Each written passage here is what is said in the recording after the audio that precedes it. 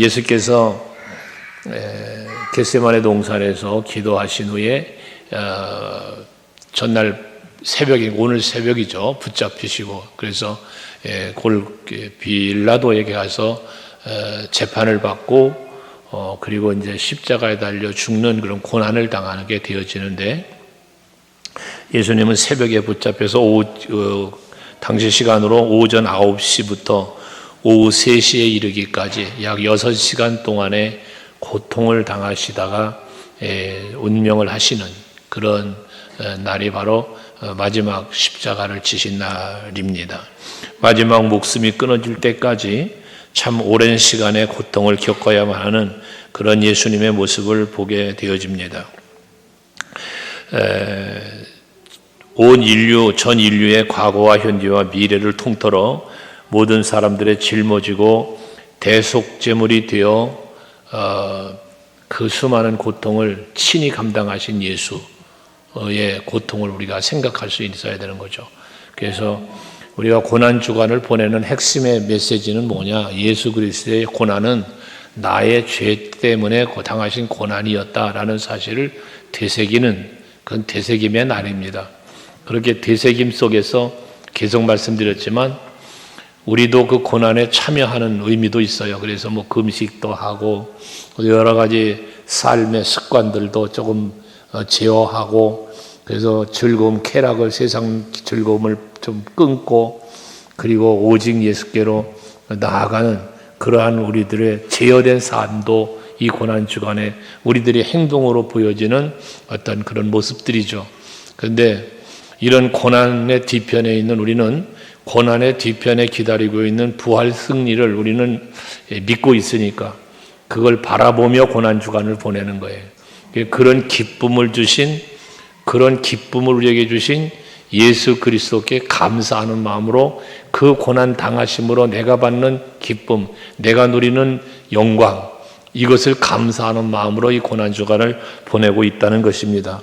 특별히 오늘은 마지막 날 이 십자가에 달려 죽으신 예수를 생각하면서 오늘 저녁은 예수님이 십자가의 고난을 당하시는 가운데에 7가지의 말씀을 하셨어요. 그래서 이 7가지의 말씀을 한번 묵상해 보고자 하는데 이거를 십자가상의 7원이다라고도 말씀하는 내용들이죠. 예수님께서 십자가에 달려 죽으시면서 그 고난을 당하시면서 십자가상에서 하셨던 말씀들 그 7가지의 말씀인데 그 첫 번째 말씀이 오늘 본문 34절에 나와 있는 것처럼 아버지 저들을 사하여 주옵소서 자기들이 하는 것을 알지 못함이니이다 라고 말씀을 했어요. 예수님의 이 말씀은 자기를 십자가에 못 박고 조롱하고 채찍으로 때리고 이런 무리들 자기를 괴롭혔고 죽이는 무리들이에요.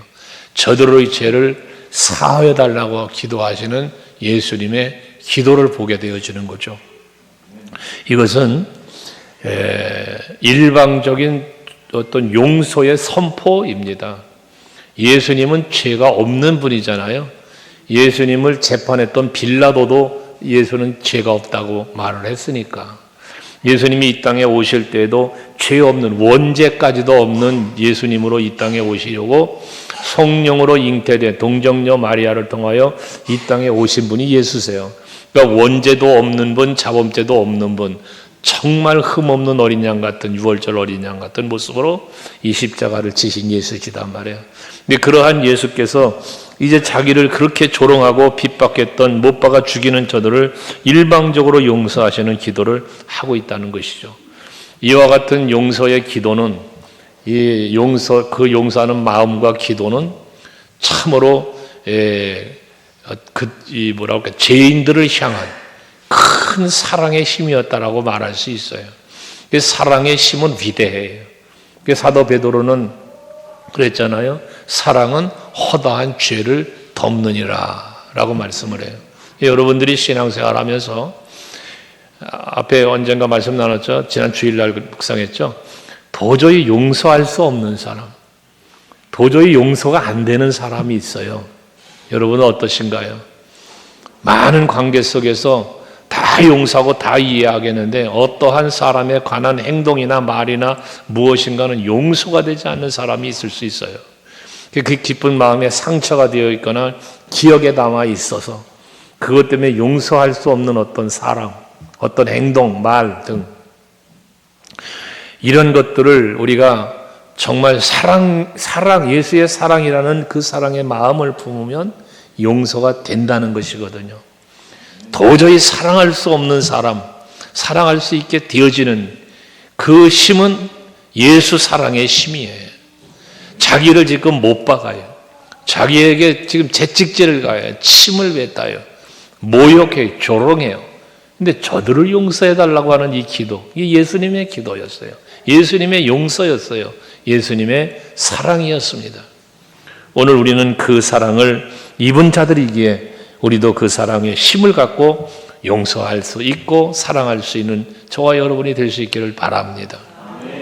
요한복음 13장에서 34절 35절에서 예수께서는 제자들에게 계명에 대한 가르침을 주시면서 새 계명을 너에게 준다. 새로운 계명을 주겠다 하시면서 서로 사랑해라. 이게 예수께서 주신 모세를 통하여 주신 율법의 계명이 아닌 예수님께서 친히 주시는 새 계명, 그 새로운 계명을 말씀하면서 서로 사랑해라 라고 말씀하고 있다는 것이죠. 우리가 항상 만나면 인사하는 사랑합니다, 잘 될 겁니다 라는 인사를 하는데 그 서로 사랑은 서로 사랑, 예수님 말씀은 서로 사랑이에요. 예수님은 지금 일방적 사랑을 주시는 거예요. 일방적 사랑을. 그런데 우리에게 요구한 건 뭐라? 서로 사랑하라는 거예요. 근데 이 서로 사랑을 하는데 어떻게 사랑하라 합니까? 내가 너희를 사랑한 것 같이라고 말합니다. 내가 너희를 사랑한 것 같이 너희도 서로 사랑하래요. 그러면 여러분, 예수께서 새 계명으로 주신 이 사랑을 실천하는 우리가 되려면 어찌해야 될 것인가? 먼저 내가 예수께 어떠한 사랑을 받았는가를 알아야 되죠. 내가 예수로부터 어떠한 사랑을 받았는가를 알아야 그 사랑 같이 사랑하게 된다 그 말이거든요. 그러면 여러분 질문할게요. 예수께서 여러분에게 보여주시고 또 부어주신 사랑은 어떤 사랑인가요? 여러분이 예수님께 받은 사랑은 어떤 사랑입니까? 이 한 주간 동안 우리는 그걸 묵상해 온 겁니다. 내가 예수께서 여러분부터 어떤 사랑을 받았는가? 여러분, 여러 가지로 표현할 수 있겠지만 자기 생명을 주시는 사랑이었습니다. 높은 보좌를 버린 사랑, 생명을 아끼지 않고 우리를 사랑하기 때문에 내어준 사랑. 그러니까 이러한 사랑을 베푸신 예수께서 내가 너희를 사랑한 것 같이라는 말씀을 하시는 거예요. 그러므로 저와 여러분 정말 우리가 하나님 예수 그리스도의 사랑을 받은 사랑을 기억하면서 내가 어떤 사랑을 받았는지를 좀 생각하면서 그래 내가 예수님은 나를 위해서 이런 사랑 베풀어 주셨는데 나도 저 사람을 나도 우리 교회를 나도 누군가를 사랑할 수 있는 그 마음으로 사랑해야 되겠구나. 이 사랑이 원수까지도 사랑하시라는 교훈을 주신 거 아니에요? 지금 예수님이 사랑을 보여주신 오늘 34절에 보여준 사랑이 무슨 사랑? 원수까지 사랑한 거예요. 자기를 조롱하고 자기를 십자가에 못 박아 죽이는 그들을 사랑한 거란 말이에요. 그러니까 우리도 그 사랑을 해야 된다 그 말입니다. 근데 우리의 사랑의 수준은 어디에 멈추느냐? 사랑할 만한 사람만 골라서 사랑을 해요. 나를 사랑해주고 나에게 선대해주는 사람만 사랑해요. 이게 우리 인간의 사랑이에요. 필로스의 사랑이라고 말하죠. 조건적인 사랑이 되어보고 마는 거예요. 근데 예수님은 조건 없는 사랑을 하셨어요. 그러면서 그렇게 사랑하라는 거예요. 그러면서 요한복음 13장 35절에 보면 너희가 서로 사랑하면 이로써 모든 사람이 너희가 내 제자인 줄 알리라 라고 말씀합니다. 얼마나 중요한 말씀을 하십니까? 너희가 서로 사랑하면 그 서로 사랑하는 모습을 보는 사람들이 너희가 내 제자인 줄 알 것이다라는 거예요. 예수님의 제자인 줄 안다는 말을 다른 말로 표현하면 그리스도인답다라는 소리를 듣게 되어진다는 거예요. 여러분, 우리 서강교회 성도들은 정말 사랑을 실천하는 여러분들이 되셔서 이웃들에게 교회 안에 성도 간에 말할 것도 없고 세상 믿지 않는 사람들에게까지도 참 저 사람은 그리스도인답다. 저 사람은 정말 예수 믿는 사람답다. 예수는 내가 만나보지 못했고 알지 못하나 저 사람을 보면 예수를 알겠다.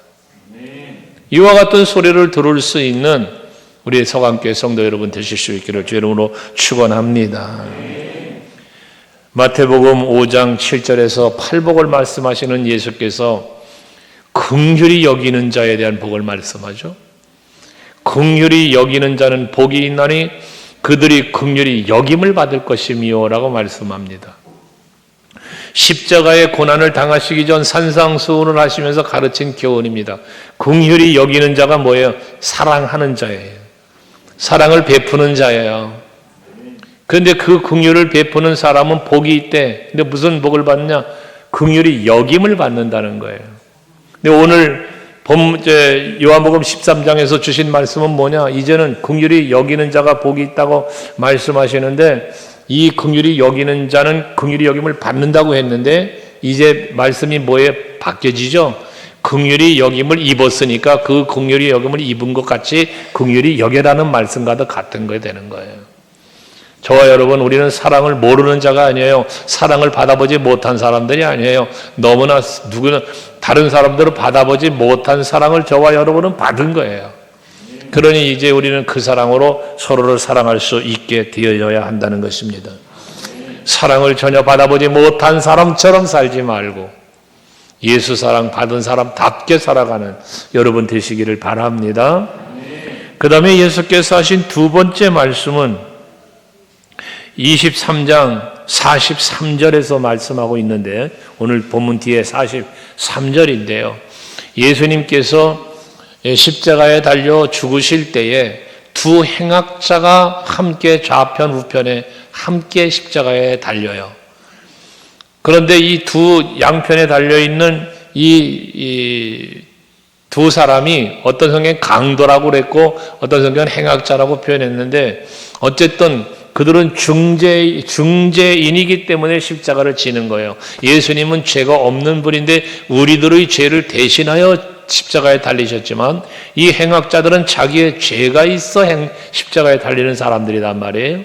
그런데 이 두 사람 중에 한 사람은 예수님을 죽이고 조롱하는 사람들 같이 조롱을 해요. 같이. 그러나 또 다른 한편에 있는 이 행악자 중에 한 사람은 주님 당신 나라가 임할 때에 나를 생각해 주세요 라고 부탁을 하는 거죠. 이 한 행악자가. 그때 예수께서 그렇게 말하는 이 행악자에게 오늘 네가 나와 함께 낙원에 있으리라라고 말씀해 주고 있는 것입니다. 여러분 기억해야 할 것은 뭐냐면 우리의 죄가 아무리 주홍같이 붉을지라도 우리 스스로의 그 죄를 우리가 고백하고 내 죄를 깨달아 회개하고 하면 하나님은 그 죄를 양털처럼 희게 해주신다고 말씀해요. 이사야서 1장 18절에 말씀하는 거 아니에요? 우리 죄가 주홍같이 붉을지라도 우리가 그 죄를 회개하면 눈과 같이 씌어지게 이건 용서해 주신다는 거잖아요. 이게 하나님의 용서입니다. 아무리 이가 행악자가 되어 세상의 법으로 볼 때 정말 십자가에 달려 죽기에 마땅한 얼마나 큰 죄를 범했으면 그렇게 극형에 처하겠어요. 그런 사람이라 할지라도 예수 앞에 그 자기의 죄인됨을 고백하고 하나님의 나라를 소망하며 바라보는 사람, 그 아름다운 신앙의 고백을 하는 사람, 그런 사람은 죄를 사하여 구원해 주실 뿐만 아니라 하나님의 나라에 이르를 수 있는 그러한 놀라운 은혜를 베풀어 주신다는 것입니다. 그래서 사도 요한은 요한일서 1장 9절 말씀에 보면 만일 우리가 우리의 죄를 자백하면 이 자백한다는 건 뭐예요? 회개하는 거죠. 나는 이런 죄를 지었습니다. 용서해 주세요 라고 자백을 한다고 말이에요. 그렇게 자백을 하면 그 용서함을 구하는 여호와께서는 미쁘시고 의로우셔서 우리 죄를 다 사하시고 우리의 모든 불의에서 깨끗하게 하실 것이요 라고 말씀해요. 그러니까 여러분, 이 죄는 늘 말하는 거지만 죄를 짓는 건 나빠요. 죄를 짓지 말아야 해요. 하지만 죄를 지었을지라도 그것이 내가 죄인 되었다는 사실, 죄를 지었다는 사실을 성령의 감동으로 깨닫게 하실 때에, 말씀을 통해서나 성령의 감동으로 그 죄를 깨닫게 하실 때에 우리는 그 믿보시고 의로우신 여호와 하나님 앞에 자백하며 회개하는 여러분이 되셔야 된다는 겁니다. 그러면 다 용서해 주셔서 깨끗하게 해 주신다는 거예요. 그러므로 자기 죄를 깨닫는 게 중요하고 깨달을 땐 회개하는 것이 중요하다는 것입니다. 그러면 십자가에 달려 죽는 행악자도 오늘 네가 나와 함께 낙원에 있으리라고 말씀해 주시는 이 예수님의 말씀처럼 회개하는 즉시 여러분들은 사함을 받고 하나님의 은혜 속으로 들어가게 되어진다는 겁니다. 그렇게 해 주시려고 예수님은 십자가를 지신 거예요. 여러분들의 그 흉악한 죄, 그 모든 죄를 다 용서하시고요, 대신 십자가를 지고 죽으셨다고 말이에요. 이런 사함의 은혜를 입은 것이 저와 여러분이란 이 믿음 앞에서 감사와 감격함이 있어야 될 줄로 믿습니다. 그리고 예수님께서 세 번째 하신 말씀은 요한복음 19장 26절 27절 말씀인데, 십자가에 달려 죽으시는데 예수님의 어머니 마리아가 그 앞에 와 있어요. 또 사도 요한이 그 앞에 와 있어요. 그러니까 자기 어머니에게 여자여 보소서 하더립니다. 어머니여라 말하지 않냐고 여자여라고 말합니다. 불효라 생각하지 마시고요, 예수님의 신성을 가지고 바라보는 여인을 보는 거예요. 그러면서 옆에 있는 요한을 걸어 보소서 당신 아들입니다 라고 이야기를 하고 요한에게는 네 어머니라 라고 말씀을 하십니다. 예수께서 모친 마리아를 보고 여자라고 말한 것은, 또 요한을 향해서는 네 어머니라고 말씀하신 것은, 그들은 친모자 관계는 아니지만 그리스도 안에서 어머니와 아들이 되어지는 관계적 형성이 이루어졌음을 말씀하고 있는 거예요. 예수께서 공생애를 하는 동안에 예수님께 어떤 사람이 와서 말합니다. 당신 어머니가 지금 밖에 와 있습니다. 당신 형제들이 지금 밖에 와 있습니다 라고 말할 때 마태복음 12장 50절에 보면 누가 내 어미며 누가 내 형제냐 하면서 누구든지 하늘에 계신 내 아버지의 뜻대로 하는 자가 내 형제요 자매요 어머니가 어머니니라 라고 말씀을 해요. 여러분, 하늘에 계신 내 아버지의 뜻대로 행하는 자가 누굽니까? 하나님의 자녀가 됩니다. 하나님의 관계 형성이 되는 것입니다. 그러므로 그 모두가 다 형제요 자매요 어머니요 이 관계 형성이 이루어진다는 거예요. 우리는 그런 의미에서 생각할 때 우리 서강교회 성도 여러분 모두는 다 그리스도 예수 안에서 그 사랑과 은혜 안에서 우리는 한 몸을 이루고 하나 되어진 지체된 성도라는 사실, 한 몸이라는 사실을 기억하시고 서로를 아끼고 사랑하고 섬길 줄 아는 우리 모두가 될 수 있기를 바랍니다. 우리는 교회 안에서 너와 나가 아니라 우리는 하나가 되어야 합니다. 늘 말했지만 교회의 속성 가운데 교회의 표지라고 말하는 그것의 최고의 제 1번이 뭐라 그랬습니까? 교회는 하나 되어야 하나 됨. 교회는 하나가 되어야 되는데 어떻게 하나가 된다? 하나님을 중심으로, 말씀을 중심으로, 교회를 중심으로. 그래서 하나님 중심, 말씀 중심, 교회 중심이라고 하는 이 세 가지가 개혁주의 신앙의 핵심 요소라고 말하는 것입니다. 우리 서강교회 성도들은 하나님을 중심으로 하나, 예수를 중심으로 하나가 되어야 합니다. 말씀을 중심으로 하나가 되어야 합니다. 우리 서강교회라고 하는 이 교회를 중심으로 하나가 되어야 합니다. 이것을 예수께서는 원하셨던 것입니다. 그러니까 네 어머니야, 당신 아들이야 하면서 관계 형성시킨 그리스도 안에서 한 형제, 자매, 이 부모의 자식 관계 이런 관계 형성이 된 것을 말씀해주고 있다는 것이에요. 그리고 네 번째 말씀으로는 마태복음 27장 46절에 보면 나의 하나님 어찌하여 나를 버리십니까? 라고 외치시는 주님의 말씀이 있습니다. 라마 라마 라바 사박단이라고 하는 이 어찌해서 나를 버리셨냐는 이 고통의 소리입니다. 이 예수께서 외치신 이 말씀은 얼마나 처절하게 외면을 당하셨는지를 볼 수 있는 것입니다. 하늘로도 땅으로도 모든 이들로도 외면을 당하시는 그 외로운 고통의 길을, 고난의 길을 가고 있음을 묘사한 것이 바로 이 어찌하여 나를 버리셨냐는 말씀인 것입니다. 이 말씀은 원망의 소리가 아닙니다. 이건 하나님을 향한 원망의 소리가 아니라 고통의 절규였던 것입니다. 여러분, 신앙생활 하시면서 이와 같은 예수님의 절규, 이런 절규가 여러분에게도 있었던 분들도 있을 줄 압니다. 너무나 힘들고 어려우니까요. 근데 기도를 해도 응답이 없으니까요. 어떻게 스스로가 헤쳐가 보려는 힘도 없으니까요. 지치고 힘들고 지치고 참 낙심과 낙심 끝에 이르는 어떤 마지막 단계. 그 어느 목사님의 간증처럼 하나님 도대체 살았습니까? 죽었습니까? 얼마나 간절한 기도 가운데에 그런 기도를 했겠는가요?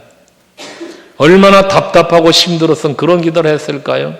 그거는 원망의 기도가 아니라 더 간절히 하나님을 찾는 절규의 소리였다는 것이죠.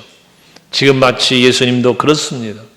이 엄청난 고통 속에서 아무도 내 고통을 대신해 줄 사람도 없고 누가 나를 위로하고 격려해 주리도 없고 이 가운데서 나를 지켜주시고 대신해 줄 사람도 없는 그 외로운 고통 속에서의 절규.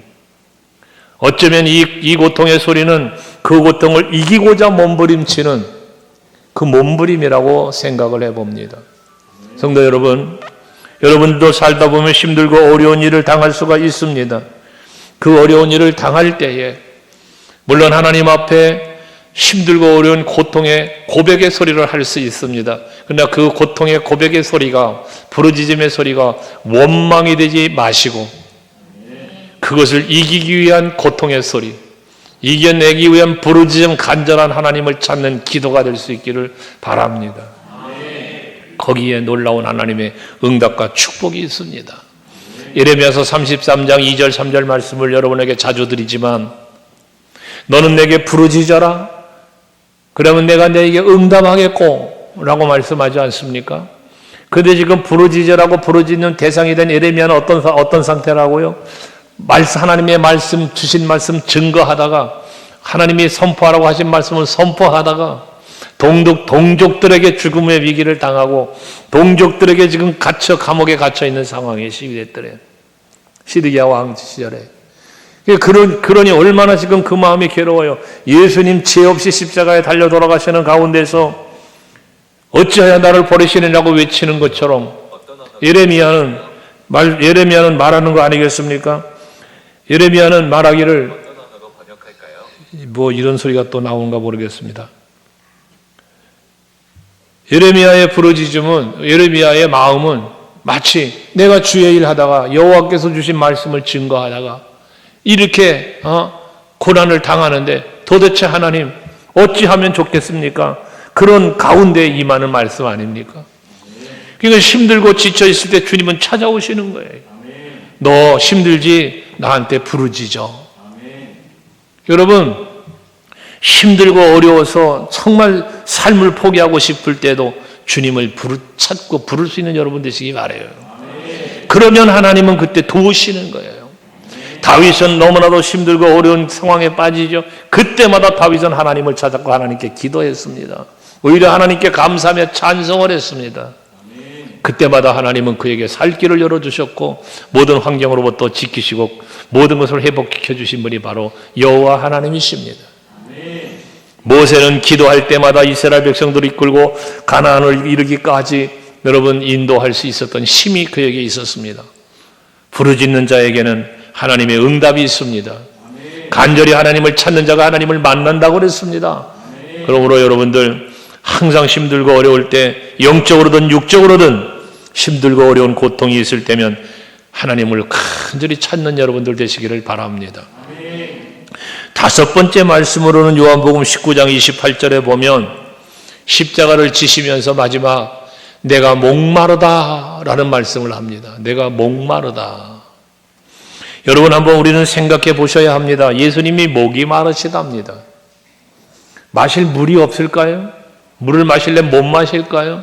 반석에서 물을 내시는 하나님이신데요. 이른 비와 늦은 비를 때를 따라 적당한 때에 적절히 내려주시는 분이 여호와신데요. 얼마든지 물을 마시게 할 수 있지요. 그러나 아버지의 뜻을 이루기 위해서 세상에 그 어떤 음식도 먹지 않으셨고 마시지도 않은 육체적인 고통의 목마름을 외치고 있는 것입니다. 예수님이 목마르신 이유는 먹을 것이 없어서가 아니라, 먹을 수가 없어서가 아니라 저와 여러분들의 그 죄에 대한 대신 속죄의 제물로 돌아가시기 위한 목마름이었다는 사실입니다.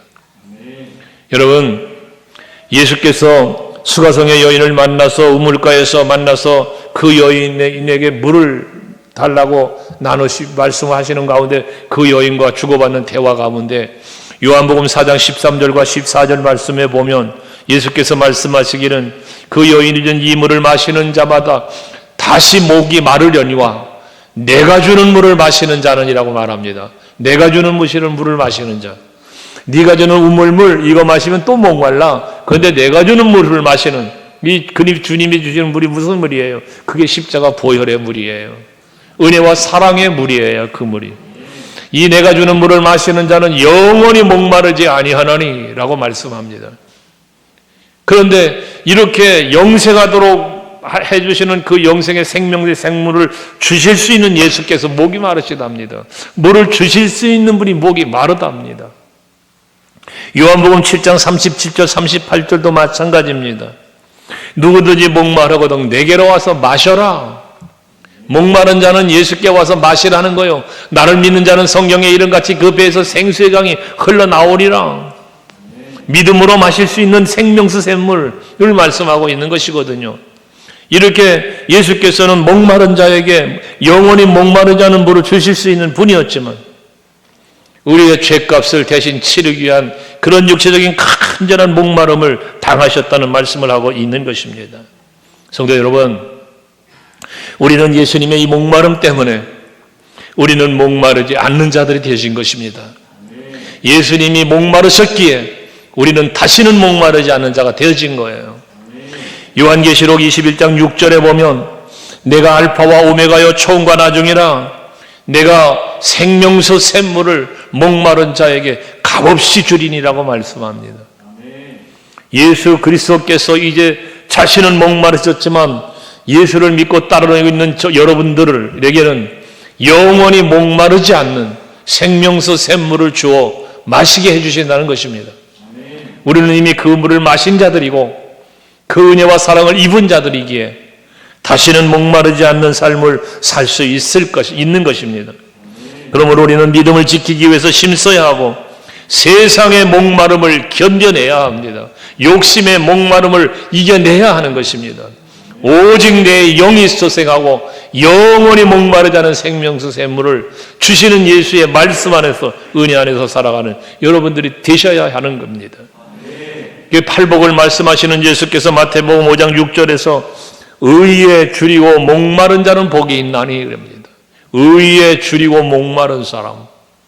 여러분 믿음을 지키기 위하여 하나님의 그 크신 은혜를 입은 자답게 살기 위하여 세상적인 목마름, 육체적인 욕심의 목마름을 이기는 자, 그걸 견뎌내는 사람 복이 있다는 거예요. 그들이 뭐한다? 배부를 것이요 라고 말합니다.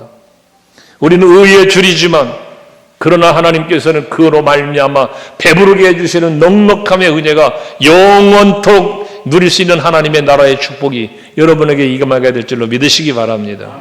생명나무, 영원한 생명나무의 열매를 맺게 하신다. 여러분 이게 하나님 나라에서 누리는 또 먹고 마시는 여러분들에게 주어진 은혜 아니겠습니까? 근데 그와 같은 은혜는 누구에게 주어진다고요? 예수님의 목마름처럼 우리는 의의 목마른 자가 되어야 한다. 세상적 육체적 욕심의 그 모든 이 목마름을 제어할 줄 아는 사람에게 주어지는 하나님의 은혜요 축복이라는 사실을 잊지 마시기를 바랍니다. 세상을 이겨야 합니다. 그러므로 악을 이겨야 합니다. 욕심의 유혹도 이겨야 되는 겁니다. 여섯 번째 말씀으로는 요한복음 19장 30절에서 예수님께서 이제 마지막 운명을 하실 때에 다 이루었다라는 말씀을 합니다. 다 이루었다.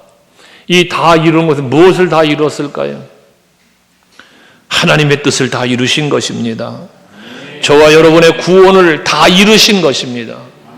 그것이 예수님의 다 이루심입니다. 어떻게? 십자가의 그 모진 고통 속에서 그 나의 죄값을 대신 지불해 주심으로 다 이루신 것입니다. 그러므로 고린도전서 1장 18절 말씀 우리가 가끔 묵상하지만 같이 한번 읽어볼래요? 시작.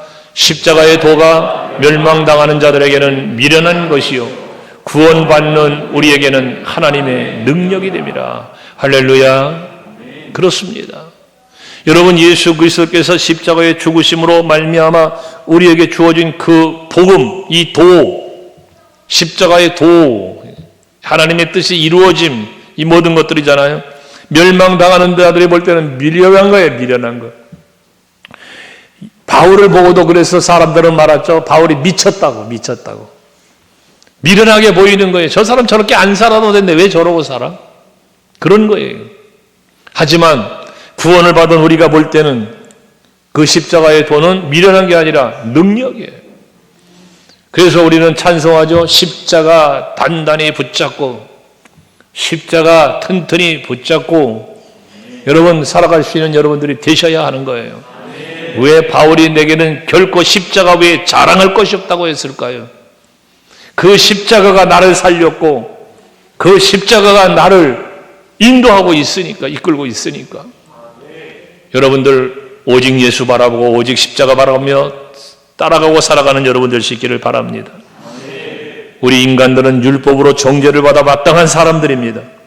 그러나 예수께서 이 땅에 오셔서 그 율법으로 말미암아 정죄되어지는 모든 죄를 다 용서하시고 그 율법의 죄의 삭시 사망 아니요, 야고보서 1장 15절에서 말씀하는 것처럼 죄의 삭은 사망이요. 그 사망의 죄짐을 예수님이 대신 지어 주신 거예요. 이걸 다 이룬 거예요. 그러므로 우리는 죄로부터 자유함을 얻게 되어졌다는 것을 말씀하고 있는 것입니다. 우리는 고린도 교회를 향하여 말씀하시는 고린도서 6장 19절 20절 말씀처럼 여러분 이 말씀도 잊지 말아야 해요. 고린도전서 6장 19절 20절 거기 보면 너희 몸은 너희가 하나님께로부터 받은 바 너희 가운데 계신 성령의 전인 줄 알지 못하느냐 하면서 뭐라 그랬어요? 너희는 너희 자신의 것이 아니라. 여러분, 여러분의 몸, 여러분 자신이 내 것이라 생각하지 말라는 거예요. 왜입니까? 왜 내가 내 것이 아닙니까? 20절의 말씀하시잖아요. 같이 읽어볼래요? 시작. 값으로 산 것이 되었으니 그런즉 너희 몸으로 하나님께 영광을 돌리라. 할렐루야. 값으로 사신 바 되었다. 무슨 값입니까? 예수 그리스도의 십자가 보혈의 피값입니다. 예수님께서 여러분들이 감당해야 될 죄값, 사망, 이 값을 대신 지불하심으로 여러분들 허물과 죄로 죽었던 여러분을 살려놓으신 거예요. 예수님의 보배로우신 피값을 지불하시고 나를 살려놓으신 거예요. 그러니 내가 내 것이 아니란 말이에요. 나는 하나님의 것이 된 거예요. 그래서 사도 바울이 갈라디아 2장 20절에 내가 그리스도와 함께 십자가에 못 박혔나니 그런즉 이제는 내가 사는 게 아니라 내 안에 누가 살아? 예수 그리스도께서 사신 것이 돼요. 이 말이 뭐예요? 내 주인이 이제 내가 아니라 예수님이 되었다는 거예요. 여러분들이 이 사실을 인정할 수 있기를 바랍니다. 예수님께서 다 이루셨다는 그 이루심 때문에 여러분들의 죄가 다 사해졌어요. 죽은 자가 살아난 거예요. 그러니 나는 하나님의 것이에요. 내가 나 된 것은 하나님의 은혜로 된 거예요. 이런 고백이 여러분에게 항상 있어야 되는 것입니다. 그래서 고린도전서 10장 31절 여러분 많이 암송하시는 말씀 중에 하나일 텐데 같이 한번 읽어볼까요? 고린도전서 10장 31절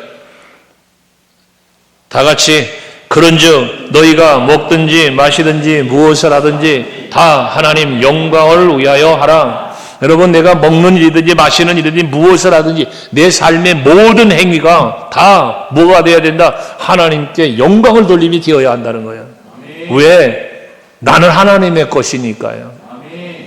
그러니까 우리는 모든 삶의 목적이 하나님의 영광, 하나님의 기쁨의 목적이 거기에 맞춰져 있어야 되는 거예요. 아멘. 그래서 소요리 문답 여러분들 공부하셨고 지금도 청년들 공부한다고 들었는데, 인생의 제일 되는 목적이 무엇이냐? 소요리 문답의 제1번의 문제잖아요. 질문이잖아요. 인생의 제일의 목적이 무엇이냐? 하나님을 영화롭게 합니다. 하나님을 영화롭게 해드리는 거예요. 이게 우리가 해야 될 일입니다. 그런데 시편 50편 23절에 보면 하나님을 영화롭게 하는 게 무엇이라고 말씀해 주고 있습니까? 하나님을 영화롭게 하는 게 뭐라 그래요? 감사로 제사를 드리는 자가 나를 영화롭게 하나니 그랬어요. 그러니까 여러분, 예수께서 십자가를 지시고 내 죄를 속죄하시고 나로 하여금 영생의 선물 속에 살아가게 해주신 그 은혜를 기억하면서 감사하는 마음으로, 여기 오늘 고린도서 10장 31절 말씀처럼 먹든지 마시든지 무엇을 하든지 다 하나님 영광을 위하여 할 수 있는 그런 삶을 살아갈 때 하나님은 그것을 통해서 영광을 받으시는 거예요. 우리 소강교회 성도 여러분들, 언제나 하나님께서 우리에게 베푸신 크신 십자가의 은혜와 사랑을 기억하고 범사에 하나님께 감사하시면서 영광을 돌려드릴 수 있는 여러분 되시기를 바랍니다. 그렇게 살라고 다 이루신 거예요. 그렇게 여러분 사시라고 십자가를 지신 거예요. 그렇게 다 이루신 주님께서 마지막 말씀, 누가복음 23장 46절 말씀에서 예수께서 큰 소리로 불러 이르시되 아버지, 내 영혼을 아버지 손에 부탁하나이다라고 말씀하신 후에 숨지시니라 했습니다. 마지막 숨을 거두시기 전 남기신 마지막 말은 다 이루었다 하시고는 내 영혼을 아버지 손에 부탁하나이다라고 말씀하신 것입니다. 누구나 죽을 목숨이지만 마지막 숨을 거두기 전에, 마지막 목숨이 끊어지기 전에 남길 수 있는 마지막 말이 될 수 있어야 합니다. 어떤 사람이 그랬다고 그랬죠? 사람이 죽기 전에 후회하는 3가지가 있다고.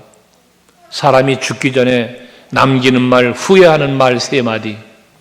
용서하며 살 걸, 베풀며 살 걸, 누리며 살 걸, 그러지 못함을 후회하고 죽는답니다. 많은 사람들이 그렇답니다.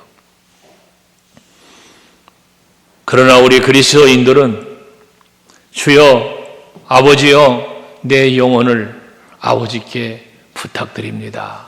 맡깁니다. 아까 한편에 있는 강도가 주여, 주님의 나라가 임할 때 내 영혼을 나를 생각해 달라고 말했던 것처럼 여러분들이 주님 앞에 아버지여, 내 영혼을 부탁드립니다. 마지막 날을 맡길 수 있는 분이 여호와 하나님일 수 있는 여러분이시길 바랍니다. 제가 수술할 때 이야기를 간증했었죠. 수술실에 들어가는데 이명애 전도사가 수술 앞에서 기도를 해줘요. 기도를 받으면서 참 마음이 찡한 마음을 갖고 수술 대기실에 가가지고 있다가 수술실로 들어갔는데 마취를 시키더라고요. 마취를 하는데 그냥 바로 마취시키면 얼마나 좋겠습니까마는 연습을 시켜가며 마취를 시켜요. 얘기했죠, 수술실 이야기. 사람 갖다 앉혀놓고 글쎄 그냥 막 칼도 펼치고 막 달그닥 거면서 그걸 지켜보고 앉아있게 만드는데 참 속상하더라고요. 보면서 마음도 긴장되고. 다 준비해놓고 나를 마취시켜가지고 갖다 수술대에 눕혀놓고 하면 얼마나 좋겠어마는, 그걸 다 보고 앉아있는, 정신 발짱하게 글쎄 앉아있는 내가 얼마나 마음이 그러게 해서 긴장하겠어요. 근데 갖다 눕혀놓고는 연습한답시고 숨 한번 크게 들여보세요. 연습을 시켜놓고 이제 진짜 합니다로 숨을 들이마시라는데 숨을 딱 들어마시는데 이제 정신 잃는 거 아니겠어요? 마취되니까. 근데 정말 그 마지막 순간에 의식을 잃기 마지막 순간에 그 수술 때 누워서 제가 했던 기도입니다. 아버지요, 이종을 부탁합니다. 그거밖에 할 수 없겠더라고요. 마지막 순간에는 뭐 수술하다가 잘못되면 갈 수도 있는 거잖아, 아버지 앞에. 그 생각을 이제 그 연습하면서 그런 생각이 불어도 들어오니까 마지막 할 수 있는 기도가 그 기도였더라고요, 저도. 근데 그런 것처럼 여러분, 마지막 육신의 장막을 벗는 마지막 순간에 주여, 아버지요, 내 영혼을 아버지께 맡깁니다. 고백할 수 있는 여러분들 되시기를 바랍니다. 인간이 죽으면 흙으로 돌아가죠, 육체는. 그러나 내 영혼은 하나님의 나라로 가잖아요. 그러니 하나님께 부탁하는 것이 정답이죠. 주께 맡긴 내 영혼 죽지 않고 영생을 얻게 될 것이고, 나를 위하여 예비된 영원한 하나님의 나라에 이르러 그 나라를 누리며 살게 되어질 것입니다. 그래서 우리는 그것을 소망하며 사는 거잖아요. 요한복음 14장 3절에 예수께서 말씀하셨잖아요. 내가 너희를 위하여 거처를 예비하러 가노니 거처가 예비되면 너희를 내게로 영접하러 다시 올 것이다 라고 말씀하시잖아요. 훗날에 너희도 나 있는 곳에 와 있게 될 거야. 예수님의 말씀이시잖아요. 예수께서는 십자가 지고 부활하신 후에 하나님 나라에 오르셨지 않습니까? 바로 거기에 여러분들의 거처를 지금 예수님은 예비하고 계신 거예요. 그 예비가 되면 여러분 데리러 온다는 거예요. 그럼 우리가 할 수 있는 말 뭐예요? 주여, 나를 위하여 예비한 그 나라에 내가 있기를 원합니다. 이게 우리의 마지막 고백이고 말이었을 수 있어야 된다는 것이에요. 그것이 우리의 소망 아니겠어요?